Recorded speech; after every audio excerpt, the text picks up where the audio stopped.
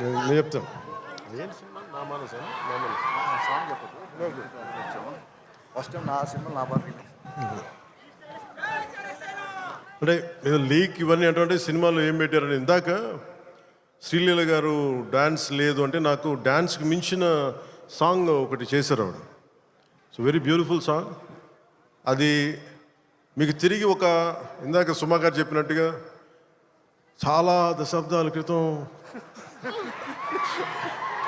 అప్పుడెప్పుడో నేను చాలా సినిమాలు చేస్తున్నప్పుడు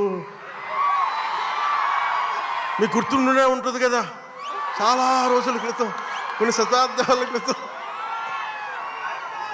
ఆ మర్చిపోయిన నా భావనని తిరిగి ఈ సినిమాలో హరీష్ గారు తీసుకొచ్చారు దాన్ని.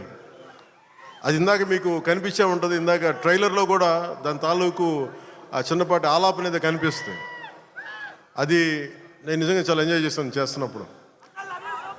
సో ఇది ఈ సినిమా మరోమారు మీ అందరికీ ఆనందం కలిగిస్తుంది తెలియజేసుకుంటూ జై హింద్.